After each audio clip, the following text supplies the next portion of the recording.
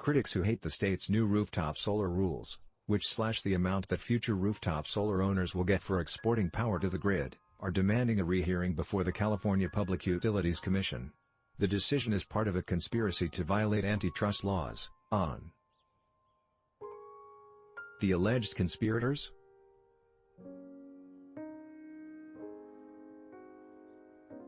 The three big utilities, Pacific Gas and Electric, Southern California Edison and San Diego Gas and Electric, who said that current rooftop solar owners are credited for far more than their exported power is really worth, forcing their non-solar neighbors to pay for it.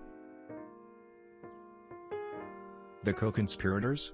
Governor Gavin Newsom, the Natural Resources Defense Council, the Utility Reform Network and the California Public Utilities Commission itself, which favored a revamp. The conspiracy's objectives? Wholesale and retail price fixing, group boycotting, price discrimination. We allege that the CPUC has effectively surrendered its regulatory authority over the IOUs, investor-owned utilities, by affording the IOUs undue influence and control over the CPUC deliberations, decisions and actions, and by politically incestuous relationships between regulator, CPUC, and RE. A separate request for a rehearing, by the Center for Biological Diversity, the Protect Our Communities Foundation and the Environmental Working Group, is markedly less colorful. Instead of asserting conspiracy and manipulation, it argues that the PUC made legal errors and thus the decision must be reversed. The errors?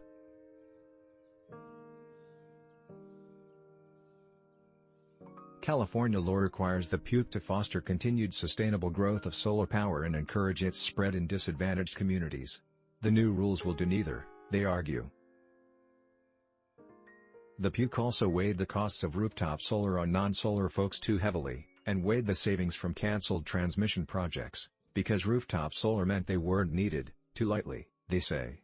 By adopting a successor tariff that increases payback periods and decreases bill savin.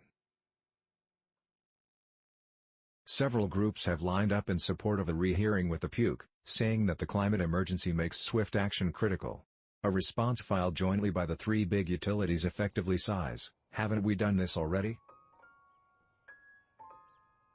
The rehearing request reprises arguments that were fairly litigated in the proceeding and resolved in the decision, they say.